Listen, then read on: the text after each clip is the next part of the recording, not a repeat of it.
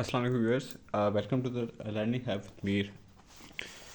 जैसे कि last lecture हमने पढ़ा था, जो हमने सीरीज़ शुरू की है किसकी, मुस्लिम political struggle in subcontinent and it's is related to the Pakistan studies, जिसका भी सब्जेक्ट हो history of Pakistan and India, या जिसका सब्जेक्ट हो पाकिस्तान स्टडीज़ के हवाले से, जिससे पाकिस्तान अफेयर्स होता है इन CSS। और उसके साथ साथ अगर फेडरल पब्लिक सर्विस कमीशन के अंदर आपके प्री पार्टीशन के दौर में से अगर आपके पास सवाल आते हैं तो आपको MCQ सॉल्व करने में कोई मुश्किल पेश ना हो। तो इस सीरीज़ में आज का हमारा जो लेक्चर है दैट इज़ लेक्चर नंबर 2, और हम हिस्ट्री के बारे में देखेंगे। और आवर फोकस, जो हमारा मेन फोकस होगा वो पॉलिटिकल स्ट्रगल के बेसिस पे होगा, ठीक है जी, नथिंग एल्स। तो जो लास्ट लेक्चर में हमने डिस्कस किया था that was from invasion of Arabs to the Britain, यानी कि मोहम्मद बिन कासिम कैसे आया और उसके बाद कौन कौन सी डायनेस्टीज़ ने सब कॉन्टिनेंट पर रूल किया, और अप टू द ब्रिटेन, और ब्रिटेन का रूल कब से शुरू हुआ। और उसके बाद हमने देखा कि इंडियन लेजिस्लेटिव काउंसिल एक्ट 1861, इसकी प्रोविजंस क्या थी, इसने क्या क्या दिया इंडिया में, और इससे क्या इंडियन पीपल को फ़ायदा हुआ। उसके बाद हमने देखा कि birth of Indian National Congress, और इसके जो बेसिक MCQs थे वो हमने डिस्कस किए, और इसका रीज़न भी डिस्कस किया कि why it came into being.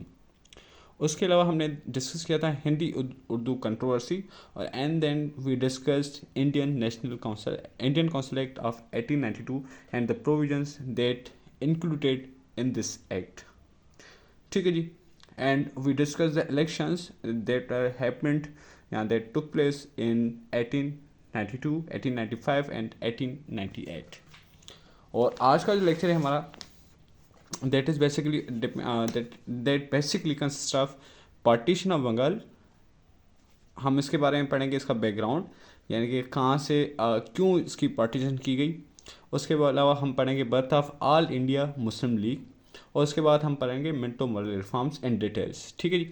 तो हमारे साथ जुड़े रहिए, लेट्स स्टार्ट अवर लेक्चर। तो अभी हम शुरू कर रहे हैं पार्टीशन ऑफ बंगाल। इसको शुरू करने से पहले हम देखेंगे इसका बैकग्राउंड, यानी कि जो पीरियड है फ्राम 1898 टू 1905। अच्छा, इस पीरियड को हम क्यों इतना इम्पोर्टेंस दे रहे हैं। द ईयर ऑफ 1892, उस दौर में यानी कि उस ईयर में दो बड़ी चेंजिंग आई। अगर हम बात करें पॉलिटिक्स ऑफ इंडियन सब कॉन्टिनेंट, ठीक है जी, वो दो बड़ी चीज़ें क्या थी। और सबसे पहले, ठीक है जी, सबसे पहले the death of sir Syed Ahmad Khan,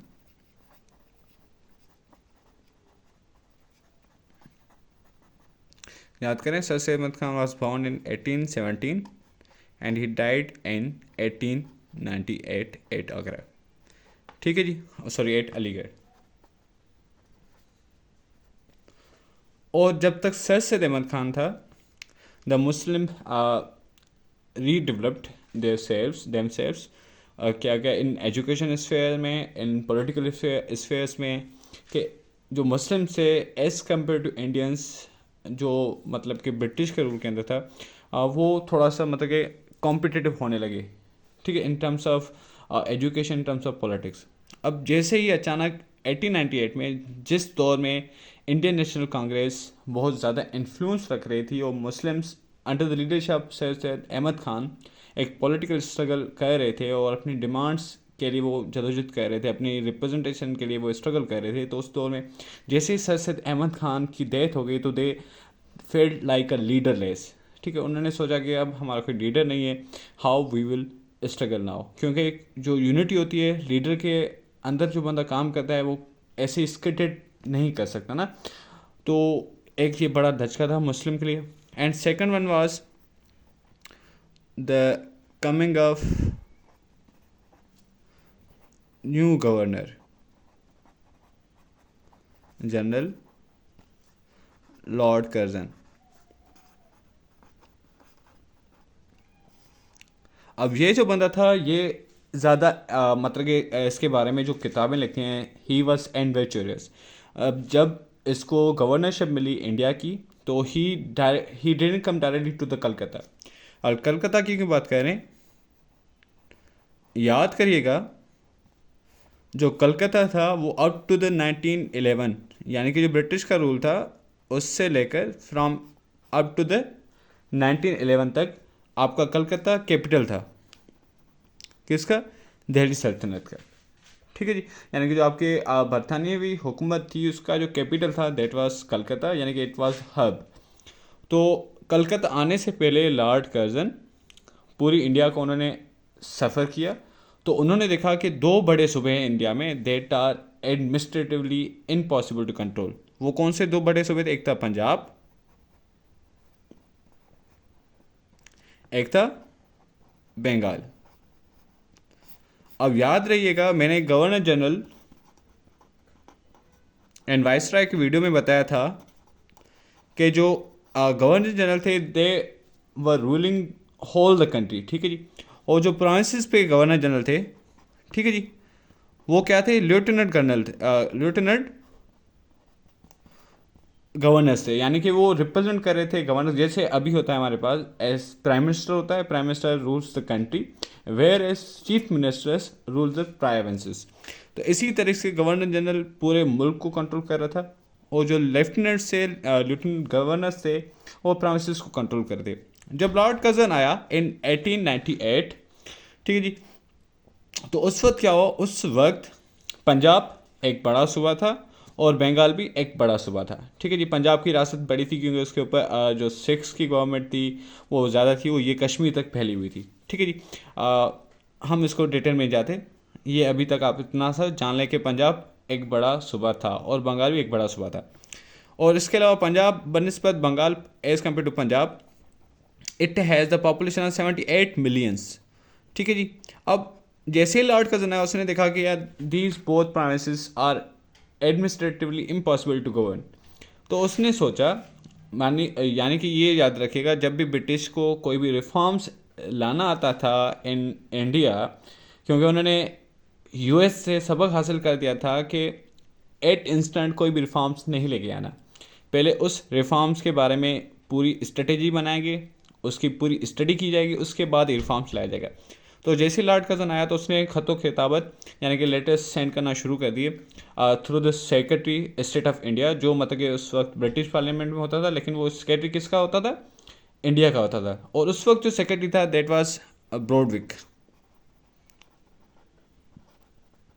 उसने उसको बताना शुरू कर दिया कि ये जो दो बड़े सूबे हैं these are politically mobilised as well as these both are the trade hub.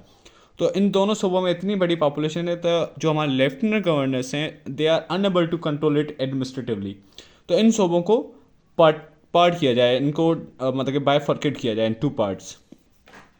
अब ये खतों खता वो शुरू हुई, तो इतने से दौर में, इस दौर में in the mean while in 1901, देखें मैं एमसीक्यू के साथ साथ आपके साथ चल रहा हूँ। ये बड़ा क्वेश्चन पूछा जाता है कि NWFP कब सुबह बना था। ठीक है जी, in 1901 the British announce to form two main provinces of the Indian subcontinent. पहले 6 सूबे थे, याद करिएगा, पहले 6 सूबे थे इन सब कॉन्टिनेंट।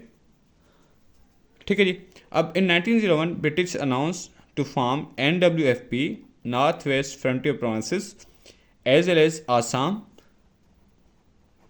New Provinces। ठीक है जी,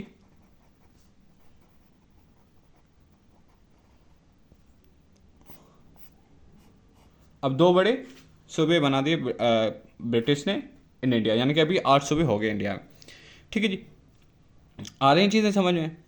अब लॉर्ड कर्जन की जैसे ही खतों खताबत शुरू हुई, तो उस वक्त जो किंग था इंग्लैंड का दैट वाज किंग एडवर्ड। याद करिए, ये सवाल बहुत पूछे जाते हैं during the partition of Bengal, कौन था किंग, एडवर्ड 7 था।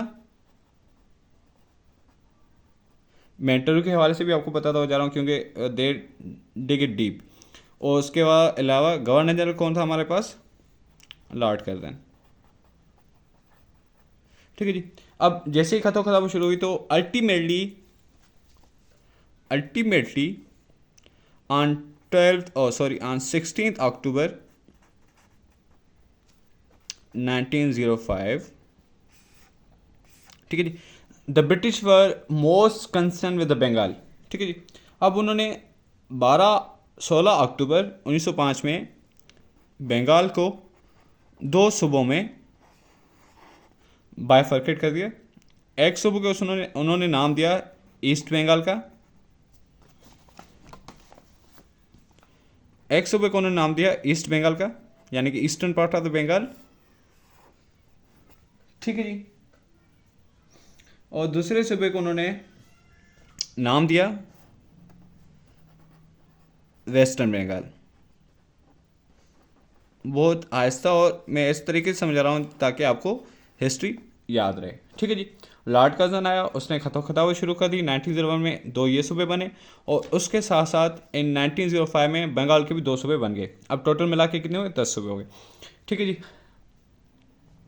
अब 10 सूबे हो गए, ठीक है जी। तो याद करिएगा, अब ईस्ट बंगाल में कौन से पार्ट्स हैं और वेस्ट बंगाल में कौन से पार्ट्स हैं उस वक्त। अब east Bengal were constituted of, मैं यहाँ पे लिख देता हूँ ढाका, उसके साथ साथ चिट्टागांग एंड आसाम, ठीक है जी। आसाम पहले भी बन चुका था सुबह, तो ईस्ट बंगाल में ये आ रहा था, ठीक है जी। उसके अलावा वेस्ट बंगाल में कौन से प्रोविंसेस हो गए फिर, यानी कि वेस्ट बंगाल खुद ही प्रोविंस होगा, उसके यूनिट्स ईस्ट बंगाल प्रोविंस और उसके यूनिट ये हो गए वेस्टर्न बंगाल, और उसके प्रोविंसेस क्या यूनिट हो गए उसके, इसका यूनिट था बिहार,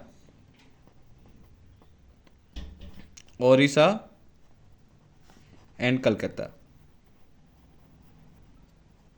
ठीक है जी।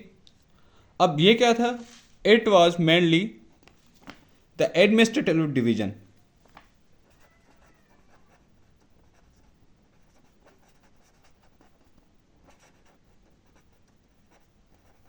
ठीक है जी। अब उस वक्त इंडिया के 3 बड़े स्टेक होल्डर्स थे, ठीक है जी। ये भी याद करेगा, जब आप पार्टीशन ऑफ बंगाल की तरफ जा रहे हैं तो क्या याद करेंगे उस वक्त कौन से स्टेक होल्डर्स हैं जिनको इस पार्टीशन का इन पॉजिटिव वे और इन नेगेटिव वे असर होगा। First one was British itself, उसके बाद हिंदू या इंडियन नेशनल कांग्रेस क्योंकि मेजॉरिटी इनकी थी, और उसके अलावा मुस्लिम्स, क्योंकि बंगाल में अगर हम बात करें ईस्ट बंगाल की आफ्टर पार्टीशन, ठीक है जी, आफ्टर पार्टीशन इसकी जो मुस्लिम पॉपुलेशन थी, Muslim population it was just like the round about 18 million out of 31 million, यानी कि after partition east Bengal were in majority, और जो वेस्ट बंगाल था आफ्टर पार्टीशन जो हिंदू थे उसके अंदर देवर 41 नियर अबाउट 41 और near about 42 million out of 54 million. अब एक चीज़ समझ लें, ठीक है जी, जब बंगाल था उसकी पॉपुलेशन थी टोटल 31 प्लस 54, 31 प्लस 54 कितने हो गए 85 मिलियन पॉपुलेशन थी उसकी, फर्स्ट वन, ठीक है जी। तो उसके अंदर जो मुस्लिम थे और जो हिंदू थे, अब देखो यहाँ पे 42 है, यहाँ पे 18 है, तो मेजॉरिटी किसकी होगी यहाँ पे, अगर हम बात करें तो हिंदूज की मेजॉरिटी होगी, ठीक है जी। तो आपको याद है कि 1892 के एक्ट के हवाले से हर साल 3 साल के बाद इलेक्शन होने थे, हर 3 साल के बाद इलेक्शन होने थे, और वहाँ से मेंबर इलेक्ट होके लेजिस्लेटिव असेंबली में आने थे, और लेजिस्लेटिव असेंबली में आने के बाद वो अपने मतलब कि कुछ डिमांड्स होती थी, कुछ रिक्वेस्ट होती थी, उनको ग्रांट होने के लिए वो क्या कहते हैं, वो ब्रिटिश के सामने पेश कर देते थे। अब जिसकी मेजॉरिटी होगी तो उसकी बात ज़्यादा सुनी जाएगी। तो बंगाल के अंदर अगर हम बात करें हिंदूज़ की, यानी कि इंडियन नेशनल कांग्रेस की यहाँ हिंदूज़ की मेजॉरिटी थी, तो ज़्यादा किसकी सुनी जाती थी, ज़्यादा सुनी जाती थी हिंदूज़ की। अगर हम बात करें मुस्लिम के हवाले से तो मुस्लिम वर डिप्राइव्ड ऑफ द रिप्रेजेंटेशन, अगर वो कितनी भी उनकी मेजॉरिटी हो, अगर इलेक्शन का एक असूल है जिसकी मेजॉरिटी जो ज़्यादा सीट जीत के आएगा उसको ही उसको सीट मिलेगी, तो मुस्लिम को कोई भी सीट नहीं मिली अप टू द 1905।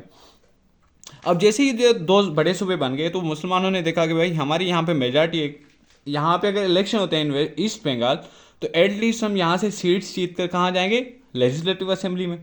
और हिंदू ने कहा भाई हिंदू यहाँ से आ जाएंगे, ठीक है जी, मुस्लिम यहाँ से आएंगे, हिंदू यहाँ से आएंगे, यानी कि अब मुसलमानों की एक रिप्रेजेंटेशन होगी, सीट होगी उसकी, वो विदाउट एनी मेजर कंटेस्ट वो ऊपर लेजिस्लेटिव असेंबली में आ जाएंगे।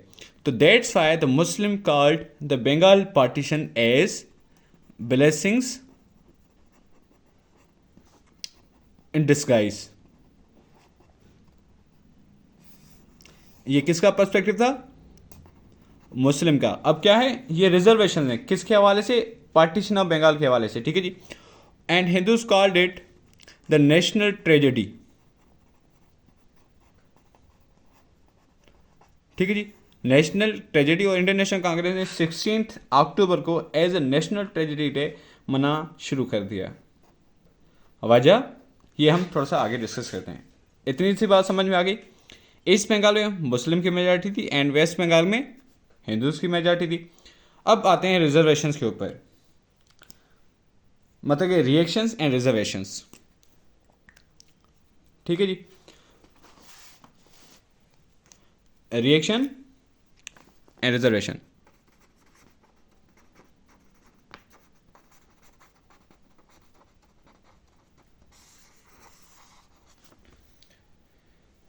ठीक है जी। रिजर्वेशंस क्या थी?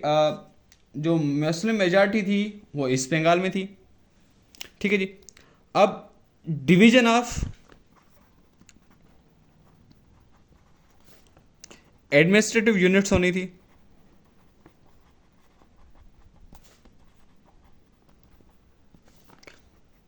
यानी कि आपके जो एडमिनिस्ट्रेटिव यूनिट्स थे उनकी डिवीजन होनी थी। यानी कि अगर आप बात करें कोर्ट्स की, अगर आप बात करें ऑफिस की, तो जब पार्टीशन हो गई तो कुछ ऑफिस, यानी कि जो आपकी ऑफिस हैं वो शिफ्ट होनी थी ईस्ट बंगाल में और कुछ वेस्ट बंगाल में होनी थी, यानी कि दोनों तरफ वो इस चीज़ें होती। तो जो पहले कलकत्ता था that was hub of lawyers, traders and industrialist, mainly the Hindus. अब उन्होंने देखा कि ये सारी चीज़ें शिफ्ट हो रही हैं वहाँ पे ढाका की तरफ, तो वहाँ पे ढाका में किसकी हेजेमनी होगी? मुस्लिम्स की। The Muslim will benefit from it, ठीक है जी। पहली रिजर्वेशन थी हिंदूज की। क्या थी रिजर्वेशन? जो आपकी शिफ्टिंग होगी फ्रॉम वे, मतलब कि जो आपकी मतलब कि दो डुप्लीकेट्स बनेंगे, यानी कि अगर आप ईस्ट बंगाल की सेपरेट चीज़ें होगी तो वहाँ पे किसकी चलेगी? मुस्लिम्स की चलेगी। The Muslim will directly came in to the power, वो डायरेक्टली पावर में आ जाएंगे। That was the reservation of the Hindus. और मुसलमान तो खुश थे इस पाकिस्तान के हवाले से। That why the Muslims pass resolution in favour of the partition of Bengal, where is the Indian National Congress launched Swadeshi Raj movement. क्या था वो? हमारा मुल्क है, मतलब कि ये एक ही मुल्क है, इसके अलावा कोई नहीं, हमें राज चाहिए वगैरह वगैरह। 1905 में शुरू हुई। उसके अलावा they called it the bifurcation of mother cow, ठीक है जी। तो जैसे ही पार्टीशन हुई मुसलमान खुश हो गए, और जो आपके मतलब के जो इंडियन नेशनल कांग्रेस थी that was disappointed, that was dejected and it started movements against the British. अब ब्रिटिश इसको इग्नोर तो नहीं कर सकते थे ना, क्योंकि ब्रिटिश के पास अगर देखा जाए मैंने 3 फोर्सेस बनाए, अगर ये खुश है और ये ना खुश है तो आप किसको देखेंगे? जिसकी मेजॉरिटी होगी, and the majority was Hindus. आपके हिंदू मतलब क्या थे? जो हिंदूज थे वो इंडस्ट्रियलिस्ट थे, ट्रेडर्स थे, इकोनॉमिक्स थे, एजुकेशनिस्ट थे, तो ब्रिटिश उनको इग्नोर तो नहीं कर सकती ना। अब ये बात किसको खा रही थी? मुस्लिम्स को खा रही थी। मुसलमान क्या थे? मुसलमान कह रहे थे यार we don't have any party to represent us, हमारे पास कोई ऐसी पार्टी नहीं, हमारे पास कोई ऐसा लीडर नहीं जो हमें रिप्रेजेंट करे ब्रिटिश के सामने, कि we are also the entity of the subcontinent. Shimla deputation, ठीक है जी, शिमला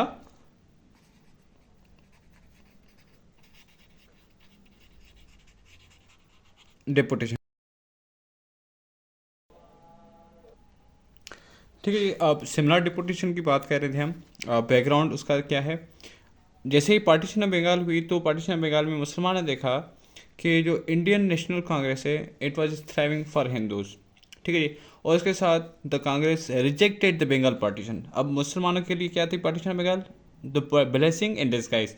अब उन्होंने जैसे ही कांग्रेस का रिएक्शन देखा दे थॉट कि यार it is injustice from the Congress side. हमने सोचा था Congress is representing the India, the sub continent, लेकिन वो तो सिर्फ हिंदू को रिप्रेजेंट कर रहे हैं, ठीक है जी। और उसके अलावा एक दूसरा फैक्टर था जो मुसलमानों के लिए मतलब कि बड़ा इंपॉर्टेंट था, उनकी मतलब कि पॉलिटिकल इनलाइटमेंट के लिए, कि ब्रिटिश में इन 1905 इलेक्शन हुए और जिसमें लिबरल्स जीत कर आए।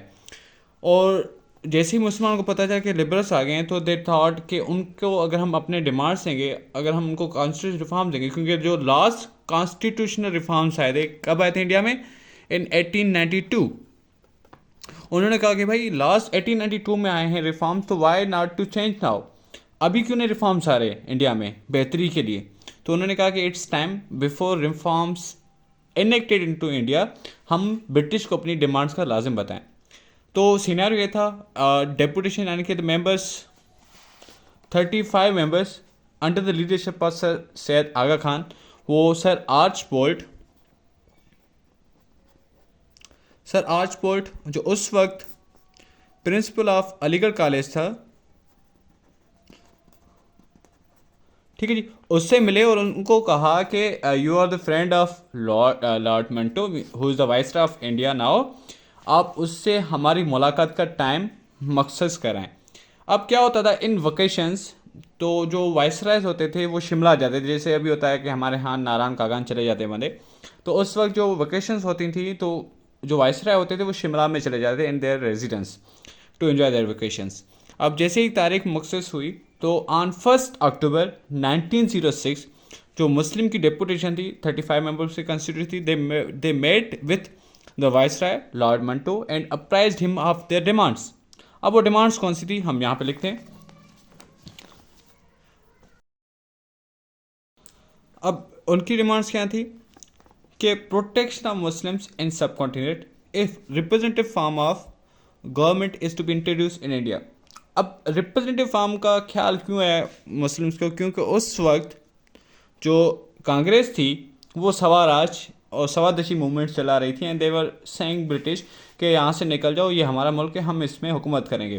तो उन्होंने कहा कि अगर British representative form of government यानी कि यहाँ पे जो यहाँ के बंदे हैं अगर वो हुकूमत कर रहे हैं and they are the dominion of the British, तो इफ़ यहाँ पे पावर में इंडियन नेशनल कांग्रेस आ जाती है, यहाँ हिंदू इन मेजॉरिटी आ जाते हैं, उनकी पार्टी आ जाती है, तो they must protect the Muslims minority in subcontinent. उसके अलावा Muslim demanded of the separate electorates, very important point.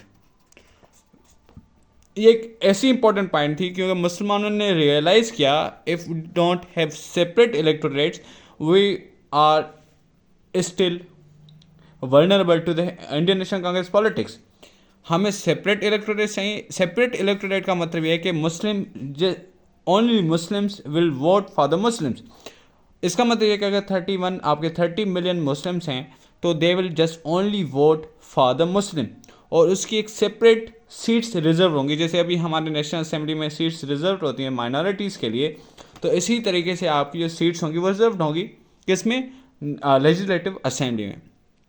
उसके साथ साथ the similar deputation demanded of the quota and government departments, like आपकी जैसे हम अभी कोटा सिस्टम की बात करते हैं, सिविल सर्विसेज में कोटा होना चाहिए, फेडरल पब्लिक सर्विस कमीशन की कोई जॉब्स आ रही है तो उसमें कोटा होना चाहिए। They demand of the quota, उन्होंने कहा कि भाई हम कंपटीशन में नहीं आने चाहते कि भाई इंडियंस का कंपटीशन हो रहा है, नहीं, मुसलमान और बाकी जो आपकी पॉपुलेशन है उसका सेपरेट कंपटीशन है, हमें कोटा चाहिए। फिर हमारे दरमियान कंपटीशन होगा कि हमसे बेहतर कौन है, वो ही आएगा, क्योंकि we are backward in education, हम नहीं पहुंच सकते बाकियों से, तो हमें कोटा दे दें, हम उसके हिसाब से ही खुद में हमारा कंपटीशन होगा, फिर हमारे मतलब हमारी तो जॉब हो जाएगी ना, ड्यू हो जाएगी जॉब। अब उस पर कौन सा मुस्लिम आएगा जॉब करेगा वो अलग चीज़ है।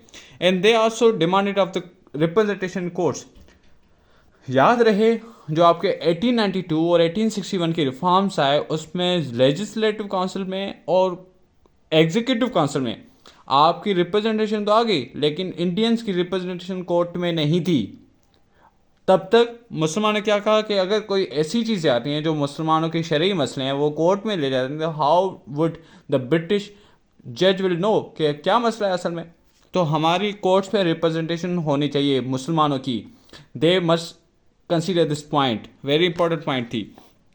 उसके अलावा जो सिमिलर डेपुटेशन थी, they demanded of the Aligarh university, उन्होंने कहा कि जो हमारा अलीगढ़ कॉलेज है it must be elevated to the university status, ये डेपुटेशन की डिमांड थी। अब what was the reply of the Minto said कि यार आप लोग तो आ गए हो, यू आर जस्ट 35 मेंबर्स, अब अगर मैं आपकी डिमांड्स लेकर जाता हूँ ऊपर तो वो क्या कहेंगे कि भाई ये किन की डिमांड से, वो कहेंगे सर 35 को 36 मुस्लिम्स आए थे उनकी डिमांड से, पता नहीं इसके ऊपर कोई गौर व फिक्र वहाँ पे नहीं होगा।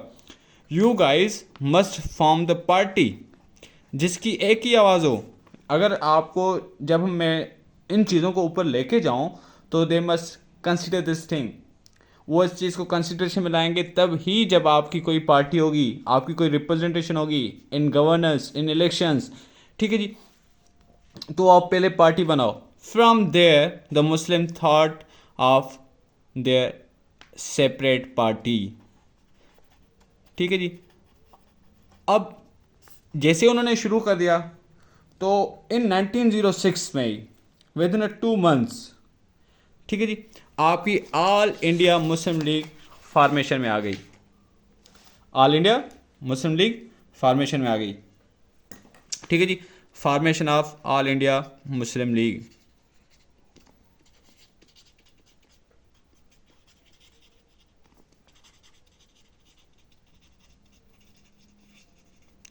चलें जी, इसकी थोड़ी सी इंपॉर्टेंट पॉइंट्स लिखते जाओ। इट्स, अब देखें, जो ऑल इंडिया मुस्लिम लीग है, it was formed in at the residence of Nawab Salimullah Khan. और नवाब सलीमुल्लाह खान की नवाब सलीमुल्लाह खान ने एक मीटिंग को कन्वे किया इन इज रेजिडेंस, अपने घर में इन ढाका।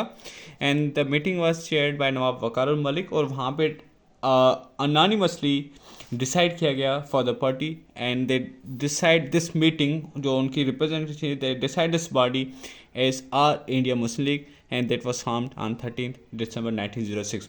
अब इसके, अगर आप मुस्लिम्स की पॉलिटिकल स्ट्रगल को देखना चाह रहे हैं ना, you must know the objective of the all India Muslim league. उस वक्त उसके ऑब्जेक्टिव क्या थे जब वो बनी थी। अगर आप उसको नहीं देखेंगे तो आप उसके बाद उसके ऑब्जेक्टिव जानेंगे। ऑब्जेक्टिव्स का क्या मतलब है, उसका कॉन्स्टिट्यूशन, उसके प्रिंसिपल्स, जिसकी बेसिस पे वो बनी थी, वो क्या चाह रही थी। अगर आप उसको नहीं जानेंगे तो इन फ्यूचर उसके अंदर जो चेंजिंग आ रही हैं, with the changing with the kaleidoscopic political struggle of the All Indian Congress, sorry All India Congress as well as the other parties in the subcontinent, आप नहीं समझ पाएंगे पॉलिटिकल स्ट्रगल को of the Muslims as well as of the Indians. तो इसके objective आप लाजम समझें। तो ऑल इंडिया मुस्लिम्स के क्या ऑब्जेक्टिव थे। अच्छा, यहाँ पे मैंने एक क्वेश्चन रखा है आप लोगों के लिए, जस्ट कमिटेड कि who was the first president of All India Muslim league, और उसके साथ फर्स्ट सेशन कब हुआ ऑल इंडिया मुस्लिम लीग का। ये सेशन नहीं था, ये मीटिंग थी। ऑल इंडिया मुस्लिम लीग का फर्स्ट सेशन कब हुआ। It is very repeated question in federal public commission exams, और इंटरव्यू में ज़्यादा पूछा जाता है कि first session of All India Muslim league कहाँ हुआ, ठीक है जी, लाजिम याद करिएगा। ऑब्जेक्टिव्स कौन से हैं इसके लिखते हैं यहाँ पे, ठीक है जी। अब ऑब्जेक्टिव्स क्या हैं इसके, to promote sense of loyalty for British among the Muslims. जैसे ही ऑल इंडिया मुस्लिम लीग आई तो उन्होंने देखा कि after the war of independence, ठीक है जी, जो ब्रिटिश हैं they are solely oppressing the Muslims. क्योंकि ब्रिटिश ने देखा after the war of independence, और उन्होंने एक्यूज़ किया मुस्लिम को, they were the only responsible for the mutiny. तो ऑल इंडिया मुस्लिम ने कहा कि if we are going to get something from the British we need to show our loyalty. क्योंकि British के लिए क्या था, उस वक्त इंडियन नेशनल कांग्रेस थी, वो रेजिस्ट कर रही थी ज़्यादा। अब इस दौरानिए में अगर ब्रिटिश के पास एक पार्टी आ जाती है and it has considerable influence, और वो पार्टी ब्रिटिश को सपोर्ट करती है, तो ब्रिटिश लाजिम तौर पे उसको in return means in tit for tat something देंगे। तो मुसलमानों की मुस्लिम लीग का फर्स्ट ऑब्जेक्टिव ये था to get something from the British in garb of showing the loyalty. Second one was to promote Muslim rights and protection of Muslim interest. यानी कि हमने सिर्फ किसको शो करना है, मुस्लिम राइट्स को शो करना है, और मुस्लिम राइट्स के हवाले से उसके मुस्लिम के इंटरेस्ट हैं फ्राम इंडियन सब कॉन्टिनेंट टू द ब्रिटिश, हमने वहाँ पे इसको रखना है कि मुसलमानों के लिए ये नीड है, किसमें, ब्रिटेन में। उसके अलावा क्या शो करना, needs and aspiration of Muslim to the government. Government को ये बताना कि मुसलमानों की नीड्स क्या हैं, मुसलमान की रिलीजियस नीड्स, इकोनॉमिकल नीड्स, कोई भी चीज़ें आप कह सकते हैं, ठीक है जी, ठीक है जी। तो चौथी पॉइंट क्या थी, to curb the feelings of the prejudice, यानी कि ब्रिटिश के अंदर जो भी मुसलमानों की नफरत है उसको ख़त्म करना थ्रू पॉलिटिकल वे, ठीक है जी। यहाँ तक बात समझ में आ गई आप लोगों को। अब आते हैं उसके अलावा इसके स्ट्रक्चर के ऊपर, ठीक है जी, मुस्लिम का स्ट्रक्चर, ताकि आपको एमसीक्यूज में फ़ायदा हो सके। ठीक है जी, structure of the Muslim league.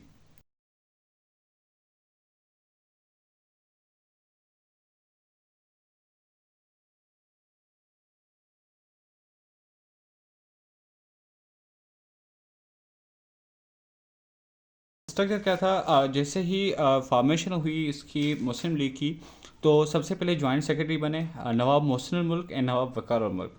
याद करेगा तो फर्स्ट सेक्रेटरी था वो हसन बिलग्रामी था, और उसके अलावा कमेटी को कॉन्स्टिट्यूट किया गया जिसमें कॉन्स्टिट्यूशन ऑफ द पार्टी यानी कि manifesto of the party that consist of rules and regulation of the party, कि किस तरीके से पार्टी को चलना है और किस ऑब्जेक्टिव्स के लिए, और इस ऑब्जेक्टिव को किस तरीके से अचीव करना है, वो सारे ड्राफ्ट करने। और उस कमेटी के जो मेंबर्स थे वो 60 मेंबर्स थे, और that under the leadership of sir Syed Mohammad Ali जोहर।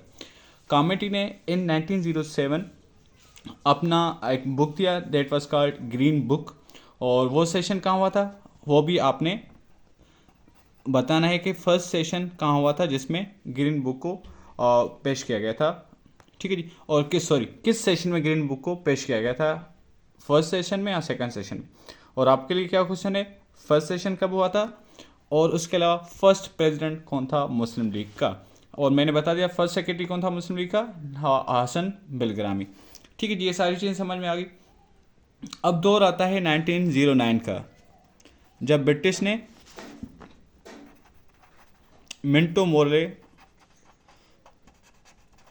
मोले रिफॉर्म्स दिए। तो लेट्स लर्न ये रिफॉर्म्स क्या थे और किस तरीके से इन्होंने इंडियन पॉलिटिक्स को इम्पेक्ट किया।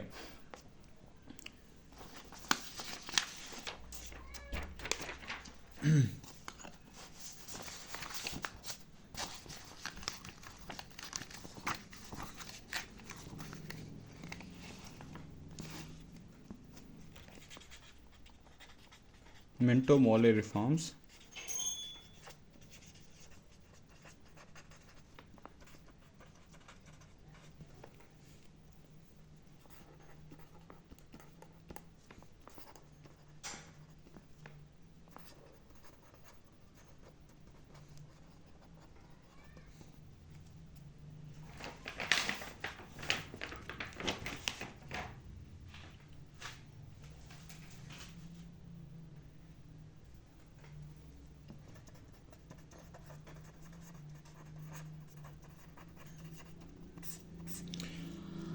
मिंटो मोले रिफॉर्म्स की बात करें, जो मिंटो था that was governor viceroy of India at that time. Morley was secretary of state for Indian affairs, and reforms जो थे वो कॉन्स्टिट्यूशनल रिफॉर्म्स थे 1909 के। अब अगर इसकी बैकग्राउंड की बात करें तो जब ये रिफॉर्म्स आए तो ब्रिटिश में क्या हो रहा था और इंडिया में क्या हो रहा है। इंडिया में एक न्यू पार्टी है इंडियन, यहाँ इसको कहते हैं हिंदू महासभाई, और वो सिर्फ स्वराज के हक में थी,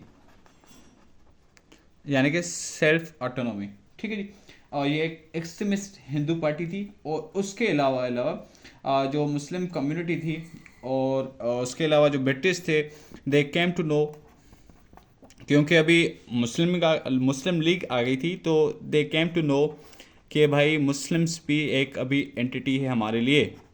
ठीक है जी, तो उनको भी हमने कंसिडरेशन में लाना है अगर हम रिफॉर्म्स लेने जा रहे हैं, और उनकी जो डिमांड्स हैं इन जो मुस्लिम की डिमांड्स हैं through the all India Muslim League as well as through similar deputation, हमने उनको भी देखना है। और उसके अलावा इन 1908 जो किंग एडवर्ड था उसकी गोल्डन जुबली को सेलिब्रेट किया गया। तो उन्होंने कहा कि भाई अभी हम गोल्डन जुबली सेलिब्रेट कर रहे हैं, तो why don't we give gift to the Indians in the form of reforms. तो उन्होंने 1909 में इनको रिफॉर्म्स को दिया। अब आते हैं प्रोविजंस के बेस पे कि उसके अंदर प्रोविजंस क्या थी। मोटी मोटी चीज़ें हम इसमें डिस्कस करने जा रहे हैं अभी प्रोविजंस के अंदर। मेट्रो मोले रिफॉर्म्स के अंदर क्या प्रोविजंस थी, और क्या उन्होंने इंक्लूड किया मुस्लिम की डिमांड्स को, क्या उन्होंने इंक्लूड नहीं किया मुस्लिम की डिमांड्स को, और उसके बाद रिएक्शंस को हम देखेंगे। ठीक है जी, तो let's start with the provisions. Provisions क्या थी मिंटो मोरल रिफॉर्म्स में? सबसे पहले जो इम्पोर्टेंट प्रोविजन थी that was the introduction of separate electorates. ये काफ़ी सवाल आता है कि फर्स्ट टाइम इन इंडियन सब कॉन्टिनेंट कब सेपरेट इलेक्टोरेट्स को इंट्रोड्यूस किया गया था इंडिया में? That was in the Minto Morley reforms of 1909। And अब यहाँ पे आपने बात नोट की कि that was the demand of similar deputation और as well as All India Muslim league.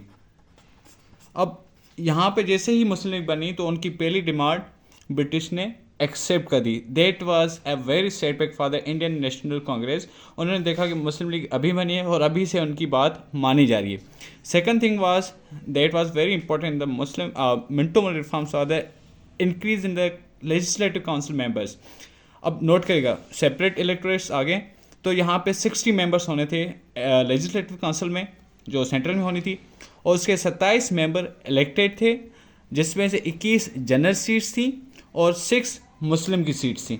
एक और चीज़ यहाँ पे नोट करेगा कि जो मुस्लिम के लिए यहाँ पे नोट करेगा फिफ्थ पॉइंट और फोर्थ पॉइंट, इसमें कहा गया था कि मुस्लिम्स कैन वोट डबल, यानी कि मुस्लिम्स सेपरेट इलेक्टोरेट्स में वोट कर सकते हैं, उसके अलावा जनरल सीट्स के भी वोट कर सकते हैं। यानी कि फॉर सपोज मुसलमानों ने 6 सीट्स से जीतनी है। अगर बात करें 27 में से अगर 21 सीट्स जनरल पे जा रही हैं और उसमें 13 की बात करें, 12 की बात करें, या 10 की बात करें, या 9 की बात करें, अगर 9 और मुस्लिम आ जाते हैं तो 9 + 6 15 हो जाएंगे। तो दैट मीन्स कि Muslims representation in the legislative council, जहाँ पे आपके लेजिस्लेशन होने हैं, वहाँ पे अगर ज़्यादा हो जाएगी तो इंडियन नेशनल कांग्रेस के लिए बड़ा धचका था। ठीक है, चीज़ें नोट करते जाएंगे कि how political struggle of Muslims evolved, यहाँ पे कितना फ़ायदा हो रहा है मुस्लिम्स को थ्रू दिस रिफॉर्म्स। उसके अलावा मुस्लिम्स उसके अलावा थर्ड चीज़ क्या थी? Authority of the council. पहले लेजिस्लेटिव काउंसिल होती थी, उसके अंदर ब्रिटिश होते थे, उनकी मेजॉरिटी ज़्यादा होती थी, तो वहाँ पे कानून विदाउट एनी डिबेट पास हो जाता था। लेकिन इस रिफॉर्म्स के ज़रिए इनको ये हक दिया गया कि अगर कोई चीज़ या कोई रिफॉर्म्स हमें लाना है इन इंडियन सब कॉन्टिनेंट, तो वहाँ पे जो इंडियंस हैं they are allowed to criticise the reforms, उनकी डिबेट होगी। अच्छा, इस पॉइंट को किस तरीके से ब्रिटिश ने डील किया मैं आपको अगली वीडियो में बताऊँगा।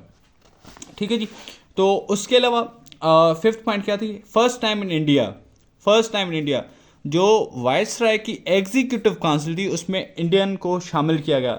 अभी से पहले वायसराय की एग्जीक्यूटिव काउंसिल यानी कि जो एग्जीक्यूट करती थी, एडमिनिस्ट्रेटिव पावर्स में थी, उसमें कोई भी इंडियंस नहीं था। लेकिन with the reforms of 1909 that brings the first Indian into the executive council of the viceroy.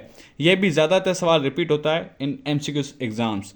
और याद करेगा जो सेकंड पर्सन था, मीन्स सेकंड जो टाइम इलेक्ट हुआ in executive council, that was sir Imam. वो पहले मुस्लिम थे जो इलेक्ट हुए एग्जीक्यूटिव काउंसिल में। ठीक है जी, उसके अलावा जो वायसराय की काउंसिल थी दैट कंस्टिट्यूट द मेंबर्स, कितने मेंबर थे? 60 थे, जिसमें से 50% जो सीट्स थी वो बंगाल, यूपी, बिहार, मद्रास और उड़ीसा की तरफ जा रही थी, और 30% जो सीट्स थी वो पंजाब, बर्मा एंड आसाम। अब यहाँ पे देखें, अगर यहाँ पे देखें तो बंगाल में ईस्ट बंगाल, यूपी में हिंदूस, बिहार में कुछ मतलब कमोपेश थे। उसके अलावा यहाँ पे जो भी जीतता उसकी 50% उसकी मेजॉरिटी बननी थी, यहाँ पे 30% उसकी मेजॉरिटी बननी थी। तो that played very important role in the Indian politics. उसके साथ साथ रिफॉर्म्स ने ये बताया कि जो आपके लोकल बॉडीज़ हैं या ट्रेड यूनियंस हैं, स्टूडेंट यूनियंस हैं, या कोई भी हैं, वो अपना मेंबर इलेक्ट करके ऊपर भेज सकती हैं। ठीक है जी, and the last and not the least point was the lieutenant governor, यानी कि बिहार और बंगाल जो ईस्ट एंड वेस्ट बंगाल था, उसके साथ साथ बम्बई एंड मद्रास, उनको कहा गया कि आप अपनी काउंसिल्स बनाएं और उनके लेफ्टिनेंट गवर्नर को मुंतखब किया गया। And that was a very changing point in the history of सब कॉन्टिनेंट व्हेन दीज रिफॉर्म्स केम। तो यहाँ पे आपने देखा कि अच्छा, एक और चीज़ नोट करिएगा, जो मतलब के जजेस थे, जो मुस्लिम्स की डिमांड थी वो भी 1909 में एक्सेप्ट हुई। ये ज़्यादातर कंफ्यूजिंग होता है कि मुसलमान की जो डिमांड थी कब मुस्लिम्स को इन द कोर्ट में सीट्स मिली, कोटा मिली, किस एक्ट के ज़रिए मिली? वो 1909 रिफॉर्म्स के तहत मिली।